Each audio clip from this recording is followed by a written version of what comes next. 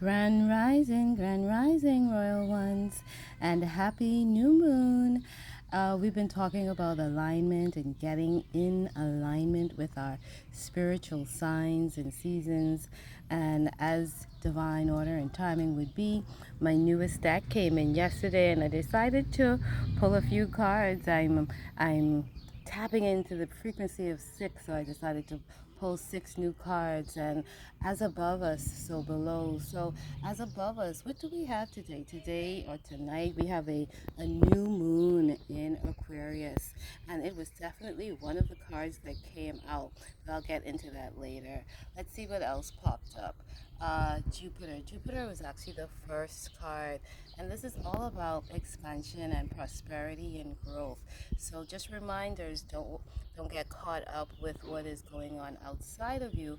Focus on what's going on inside of you and how you can use what's going on inside of you and inside your world to help you to expand out and to be more prosperous and to step into whatever growth cycle you need to grow into now. The seasons of life all are there for us to grow, right? We always say that the love is the benefit, right?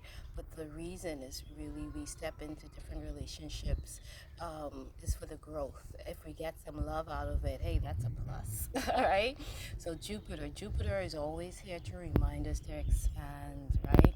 And to be prosperous, and that we are naturally prosperous, so that we can always tap back into our natural being, which is being a prosperous person, as well as growth, right? There's this saying that the only thing that is constant is change, and usually change comes with that growth, right? There's always some growth happening as change comes in.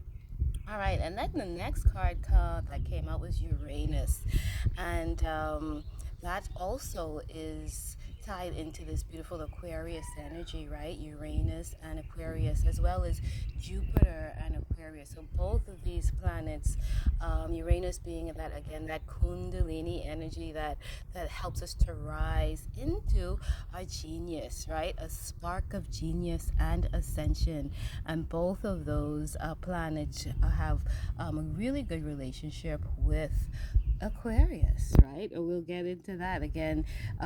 Tonight is the new moon in Aquarius, and it is also Black Moon Lilith, and like I said, alignment and divine order and divine timing. This is the latest deck that I bought, and yesterday it arrived right on time. And I really didn't. I've been in homework mode, in assignment mode for the past 4 days, so I didn't really remember or realize that this moon was the next moon coming up. So it wasn't until I started to read something last night where I actually saw somebody writing about the black moon in Lilith in Aquarius, or black moon Lilith in Aquarius, or the dark moon in Aquarius. And I said, hold on now, I just pulled that card. So I said, yeah, let me bring this message forward, right? Okay, and then what also came through was the moon, right? And again, we're in the new moon energy, right? And the moon energy is all about our intuition and our emotional healing, right? So as we step into more and more alignment, and even remember the whole let's move this, the whole smoky quartz, right? The smoky quartz was, again, this stone of not just awakening and ascension, but also our emotional healing, right? So again, it's the same theme. As we step more and more into the age of Aquarius, we are what would be to be in alignment, right? As we go into more and more alignment with our true selves and our empowered selves and our divinity, we tap more into our intuition, and we experience more emotional healing. And again, just pointing out some things, this orange and the women, that's all about, again, healing that sacral chakra, right? I think, yeah, carnelian is right here. right? So the crystal wheel always helps us to tap into these energies, right? So this is carnelian, and this is one other stone that we can use for that sacral chakra, for the womb area of the woman, because we generate and we manifest so much from out of the womb space, not just children, but also, again, our businesses, our ideas, all of that is coming from the womb. So as we tap into our intuition, our feminine aspect to create with, as well as to heal the generations, right? So that's kind of what we see going on in that card, the healing of the emotions, as well as the passing that on through the lineage, right? All right, so and again, just the Jupiter here with the expansion, we have some citron, and citron is really good for expansion and abundance, right? So we see that energy coming through there too, the citron. All right, and then we also had the Black Moon Lilith in Aquarius, which is all about honoring your individuality, right? And that truly is the theme of the day, the theme of the season, the theme of the year, the theme of the cycle, the theme of the age. Aquarius, honoring our individualities as we come into more and more harmony with our diversity, right? The diversity within us, as well as the diversities outside of us, the different cultures, different languages, different perspectives, different dimensions, different understandings, different ideologies, all of that being able to come into a harmonious flow with that, as opposed to us warring against each other, right? So more and more honoring our individuality, but with that also creating harmony, just like music and songs and all of that. It's a melody of different notes and tones, right? And that's what makes music so beautiful. So really that's what we are co-creating as a collective, really, is more and more harmonious music for all of us to flow and grow with, right, as we walk our paths.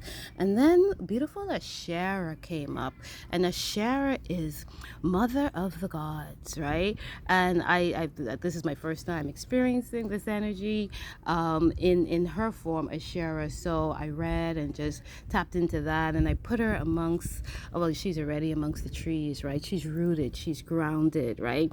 She also, you see the branches, the branches of the tree are her crown, right? So I just thought that was beautiful. And again, she's by the I put her by the red jasper, right? And being grounded, again, the year of the snake, right? So in essence, and she's crowned there, right? So that's her wisdom, but she's grounded, she's close to the earth, right? So that energy right there of Ashera, and you can look her up and see who she is and discover her for yourself. And then going into the last card, the sixth card, which was sublimation, and it was such a beautiful energy, and I really have been enjoying this deck. Like I said, I literally have not even had it for 24 hours. It's Black Moon Lilith, Cosmic Alchemy. Really, really good. I love the descriptions. I love how she words everything. I love her perspective on these energies.